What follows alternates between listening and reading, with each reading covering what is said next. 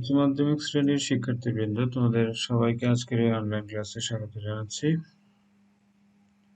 আজকে আমাদের আলোচ্য বিষয় ফিনান্স, ব্যাংকিং ও বীমা প্রথম পত্রে ষষ্ঠ অধ্যায় দীর্ঘমেয়াদী অর্থায়ন এই বিষয়ে আজকে দ্বিতীয় ক্লাস অনুষ্ঠিত হবে।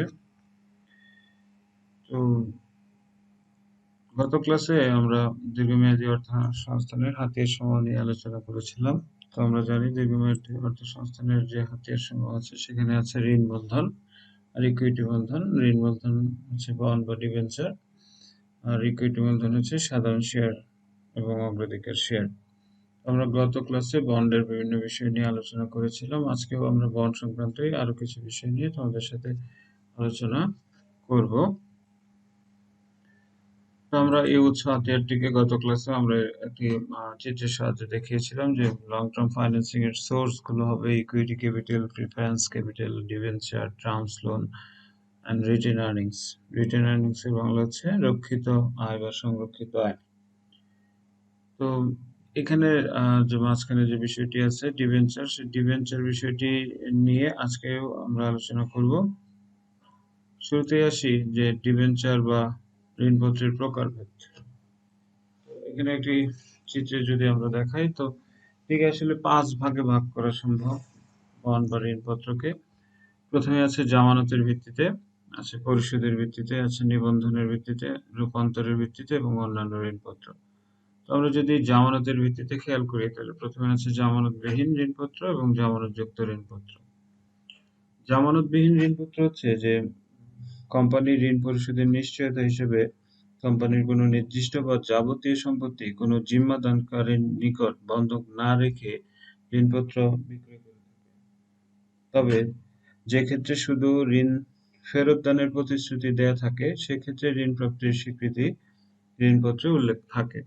অর্থাৎ আরো সহজে যদি আমরা বলি যে যখন আমরা কোনো ঋণ গ্রহণের সময় কোনো জামানত রাখবো না, কোনো জামানতের প্রয়োজন হবে না, সেটি হচ্ছে জামানতবিহীন ঋণপত্র। এবার আসি জামানতযুক্ত ঋণপত্র। তো এই জামানতযুক্ত ঋণপত্র হচ্ছে যে ঋণ পরিশোধের নিশ্চয়তা হিসেবে কোম্পানি কোনো একটি নির্দিষ্ট বা যাবতীয় সম্পত্তি কোনো জিম্মাদারের নিকট বন্ধক রেখে ঋণপত্র বিক্রয় করে থাকে। যদি ঋণ গ্রহীতা ঋণ পরিশোধে ব্যর্থ হয় তবে জিম্মাদার উক্ত সম্পত্তি বিক্রি করে তাদের প্রদেয় ঋণ পরিশোধ করে থাকে। তো আমরা জামানতযুক্ত ঋণকে আবার 2 ভাগে ভাগ করতে পারি। একটি হচ্ছে নির্দিষ্ট জামানত আর একটি হচ্ছে অনির্দিষ্ট জামানত। নির্দিষ্ট জামানত বলতে যে পরিচালনা পর্ষদ ডিবেঞ্চার হোল্ডারদের বা ঋণপত্রের যে গ্রহীতা তাদের অনুমতি ছাড়া জামিন হিসেবে রক্ষিত সম্পত্তি লেনদেন করতে পারবে না। অর্থাৎ এখানে ঋণপত্রের মালিকদের জামানত নির্দিষ্ট করা থাকে এবং বন্ড হোল্ডারদের অনুমতি ছাড়া উক্ত জামানতের কোনো লেনদেন করা যাবে না। কিন্তু অনির্দিষ্ট জামানতের বেলায় পরিচালনা পর্ষদ বন্ড হোল্ডারদের অনুমতি ছাড়া উক্ত সম্পত্তি লেনদেন করতে পারবে। অর্থাৎ এক্ষেত্রে জামানত থাকলেও তা নির্দিষ্ট না থাকায় পরিচালক মণ্ডলী উক্ত জামানতের লেনদেন করতে পারবে। এবার আসি যে পরিশোধের ভিত্তিতে। পরিশোধের ভিত্তিতে আমরা বলছি যে বন্ড বা ঋণপত্র হচ্ছে 2 ধরনের। একটি হচ্ছে পরিশোধযোগ্য ঋণপত্র আর একটি হচ্ছে অপরিশোধযোগ্য ঋণপত্র। তো পরিশোধযোগ্য ঋণপত্র হচ্ছে যে ধরনের ঋণপত্র একটি নির্দিষ্ট সময় পরে আসল অর্থ পরিশোধ করার নিশ্চয়তা দেওয়া হয়। ঋণপত্রে বর্ণিত নিয়মাবলী অনুসরণ করে উক্ত অর্থ পরিশোধ করা হয়ে থাকে, তাই আমরা এটাকে পরিশোধযোগ্য বন্ড বলছি। সংক্ষেপে যদি আমরা বলি যে বন্ড নির্দিষ্ট সময়ের মধ্যে পরিশোধের প্রতিশ্রুতি দেওয়া হয় তাকেই পরিশোধযোগ্য ঋণপত্র বা পরিশোধযোগ্য বন্ড বলে। আর অপরিশোধযোগ্য ঋণপত্র বা বন্ড হচ্ছে যে এ ধরনের ঋণপত্রের অর্থ কোম্পানি বিলুপ সাধন না করলে অথবা সময় মতো সুদ প্রদানে ব্যর্থ না হলে কোম্পানির ওই ঋণপত্রের অর্থ ফেরত দিতে বাধ্য নয়। অর্থাৎ যে ঋণপত্র কোম্পানির অস্তিত্বের সাথে জড়িত তাকেই অপরিশোধযোগ্য ঋণপত্র বলা হয়। নিবন্ধনের ভিত্তিতে ঋণপত্র হচ্ছে 2 ধরনের, একটি নিবন্ধিত আর একটি অনিবন্ধিত। এ ধরনের ঋণপত্রের জন্য কোম্পানি আলাদা রেজিস্টার খাতায় এই ঋণপত্র হোল্ডারদের নাম, ঠিকানা, ঋণপত্রের ক্রমিক নম্বর ইত্যাদি লিপিবদ্ধ করে থাকে।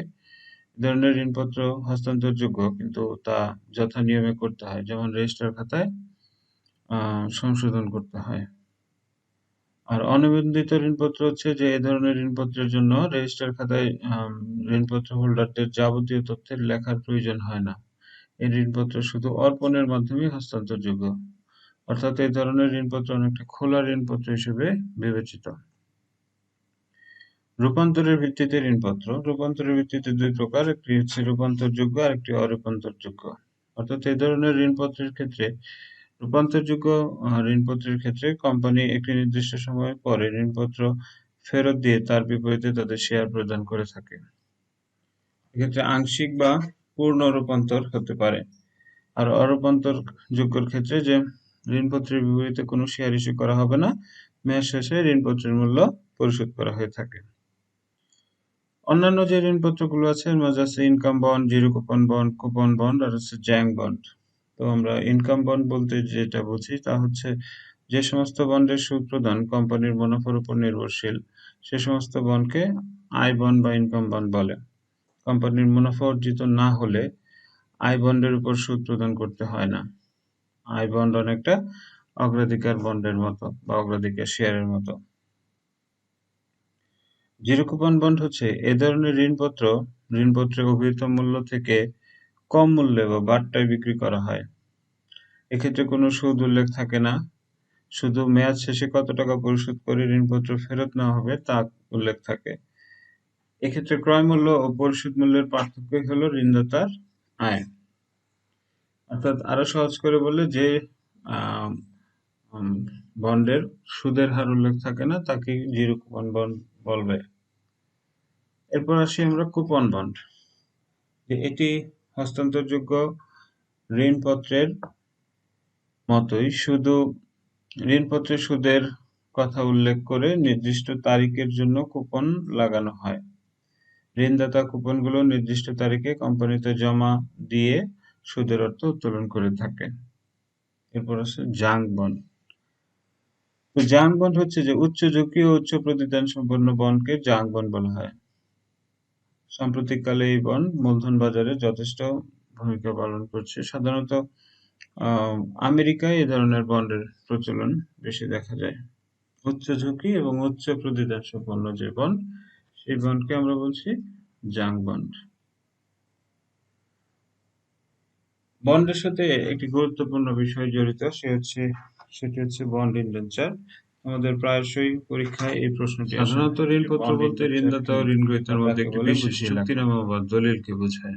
এই দলিলে ঋণ গ্রহণ, ঋণ ফেরত, সুদ প্রদান, মেয়াদকাল, ঋণদাতার অধিকার ইত্যাদি নানা বিষয় উল্লেখ থাকে।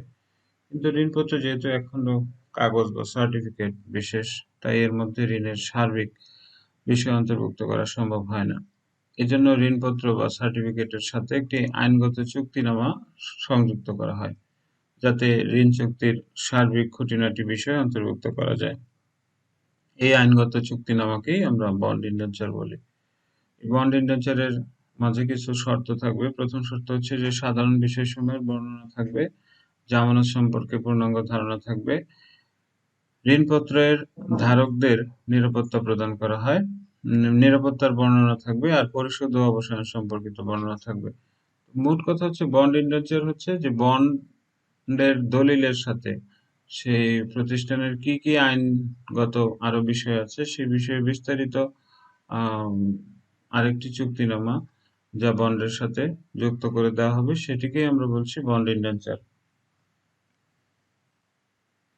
এবার আসি বন্ড কিভাবে মূল্যায়ন করা হবে। বিনিয়োগকারী বন্ডে বিনিয়োগের সময় উক্ত বন্ডের বিনিয়োগ ও আয়সহ সর্বমোট কি পাবে তার বর্তমান মূল্য জানতে চায়। যে প্রক্রিয়ার মাধ্যমে এটি তারা জানতে পারে তাকে আমরা বন্ডের মূল্যায়ন বলি। সুতরাং প্রতি বছর প্রদত্ত সুদের পরিমাণের বর্তমান মূল্য মেয়াদ শেষে বন্ডের যে লিখিত মূল্য পাওয়া যাবে তার বর্তমান মূল্যের যোগফলই হচ্ছে বন্ডের মূল্য। আমরা একটি সূত্রের সাহায্যে যদি এটি বলি, তাহলে সূত্র হচ্ছে বন্ডের মূল্য ইকুয়াল টু সুদের বর্তমান মূল্য যোগ মেয়াদ পূর্তিতে প্রাপ্য অর্থের বর্তমান মূল্য। তো আমরা যে স্লাইডটি সেখানে দেখো যে আমরা একটি সূত্র দেখতে পাচ্ছি ভিবি। ভিবি মানে হচ্ছে value of bond. Equal to I. I মানে হচ্ছে ইন্টারেস্ট রেট, বার্ষিক সুদের হার। ১ বিয়োগ ১ ভাগ ১ যোগ কেডি এর পাওয়ার হচ্ছে এন, পুরাটা ভাগ নিচে হচ্ছে KD, plus MV or RV divided by 1 plus KD to the power N. তো এখানে দেখো যে আমরা আই দ্বারা বোঝাচ্ছি বার্ষিক সুদের হার, কেডি হচ্ছে প্রত্যাশিত আয়ের হার, এন হচ্ছে সময় বা মেয়াদকাল, এমভি আর আরভি হচ্ছে যে মেয়াদ পূর্তিতে বন্ডের মূল্য কত দাঁড়াবে। এই সূত্রের সাহায্যে আমরা সকল পরিশোধযোগ্য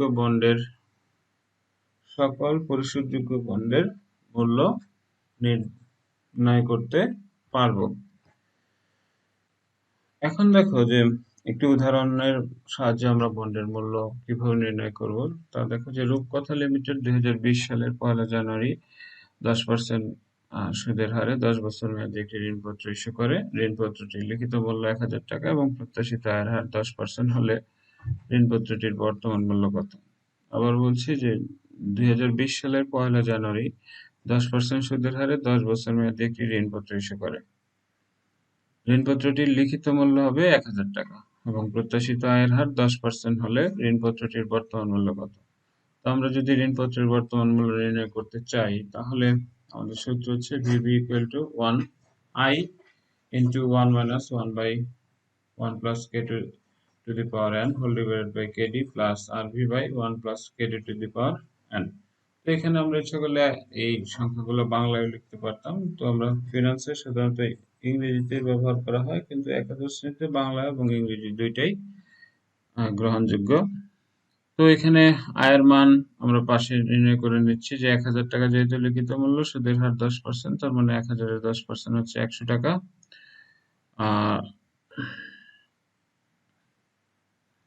তারপর কেডি হচ্ছে 10% বা 0.10, এন হচ্ছে মেয়াদকাল 10 বছর, আর বন্ডের মূল্য হচ্ছে 1000 টাকা মেয়াদ পূর্তিতে। যেহেতু লিখিত মূল্য, এখানে বাট্টা সমাহার বা অধিহার কিছুই বলা নাই, আমরা ধরে নিব যে 1000 টাকা মূল্যের বন্ড মেয়াদ পূর্তিতেও 1000 টাকায় পরিশোধ করা হবে, তাহলে সেটি হচ্ছে 1000 টাকা। তো আমরা মানগুলো বসানোর পর যদি সমাধান করি তাহলে দেখতে পাচ্ছি যে বন্ডের বর্তমান মূল্য হচ্ছে 1000.05 টাকা। এইভাবে আমরা যে কোনো বন্ডের মূল্য খুব সহজেই নির্ণয় করতে পারবো যেটি সেটি পরিশোধযোগ্য বন্ড হয়। এবার আসি যদি অপরিশোধযোগ্য বা চিরস্থায়ী বন্ড হয় তাহলে আমরা কিভাবে মূল্যায়ন করব। তো অপরিশোধযোগ্য বা চিরস্থায়ী বন্ড যদি হয়, তো সেই বন্ডের সংজ্ঞা হচ্ছে এরকম যে বন্ডের কোনো নির্দিষ্ট মেয়াদ থাকে না এবং বন্ডের মূল্য কখনো পরিশোধ করতে হয় না, তাকে চিরস্থায়ী বন্ড বলে। তো এই বন্ডের মূল্য নির্ণয়ের সূত্র হচ্ছে VB equal to I divided by KD. তো আমরা যদি সুদের হার দ্বারা ভাগ করি তাহলেই আমরা চিরস্থায়ী বন্ডের মূল্যায়ন পাবো। তোমাদের বইতে এই সংক্রান্ত উদাহরণ আছে, সেটি দেখলে বিষয়টি তোমাদের আরো খুব সহজেই বোধগম্য হবে। এবার আসো যে আমরা আরেকটি বিষয় দেখবো, সেটি হচ্ছে বন্ড বাজার বা বন্ডের বাজার। তো বন্ডের বাজারে আমরা বিভিন্ন কোম্পানি ও সরকার দীর্ঘমেয়াদী বন্ড ইস্যু করে বিনিয়োগকারীদের নিকট হতে অর্থ সংগ্রহ করে। এরপর বিনিয়োগকারীরা নিজেদের মধ্যে পূর্বে ইস্যুকৃত বন্ড আবার পুনরায় লেনদেন করে। তো এই যে বন্ড লেনদেন হচ্ছে, তো আমরা বলছি যে বন্ড দুইটি বাজারে বা বন্ড বাজারটি দুইটি অংশে বিভক্ত হবে। প্রথমটি হবে প্রাথমিক বাজার। তো প্রথমত প্রাথমিক বাজারে বন্ডগুলো ইস্যু করা হয়, এরপর ইস্যুকৃত বন্ডগুলো মাধ্যমিক বাজারে লেনদেন বা বিক্রি করা হয় পুনরায়। আমরা যখন কোনো বন্ড বিক্রি করতে চাইবো তখন সেটি শুরুতে প্রাথমিক বাজারে উপস্থাপন হবে ও প্রাথমিক বাজারের থেকে বন্ড যারা কিনতে ইচ্ছুক তারা সেটা কিনে নেবে। পরবর্তীতে তারা মাধ্যমিক বাজারে সেই বন্ডগুলো আবার বিভিন্ন আগ্রহী যে সমস্ত ব্যক্তি বা প্রতিষ্ঠান আছে তাদের কাছে পুনরায় বিক্রি করবে। পুনরায় যে বাজারে বন্ড বা শেয়ার বিক্রি করা হয় সেটিকে বলা হচ্ছে মাধ্যমিক বাজার।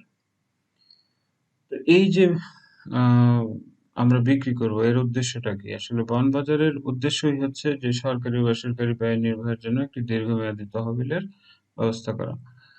তো সরকারিও হতে পারে এবং বেসরকারি ব্যয় দুই ধরনের ব্যয় নির্বাহের জন্য একটি দীর্ঘমেয়াদী তহবিলের ব্যবস্থা করাই বন্ড বাজারের উদ্দেশ্য।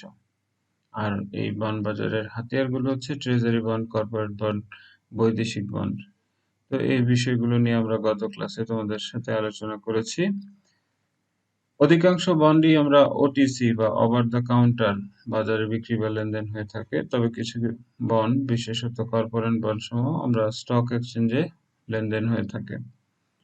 বন্ড বাজারের অন্যান্য আর্থিক বাজারের অংশগ্রহণকারীরাই অংশগ্রহণ করে থাকে। এক্ষেত্রে প্রাতিষ্ঠানিক বিনিয়োগকারীরা, সরকার, ব্যবসায়ী ও ব্যক্তি এরাই হচ্ছে বন্ডের ক্রেতা। তো এই যে আজকে আমরা যে বিষয়গুলো এই ক্লাসে দেখলাম, এখানে এর আলোকে তোমরা যদি পরিশোধযোগ্য বন্ড এবং অপরিশোধযোগ্য বন্ডের কিভাবে মূল্যায়ন করতে হয় তা খুব সহজেই নির্ণয় করা সম্ভব।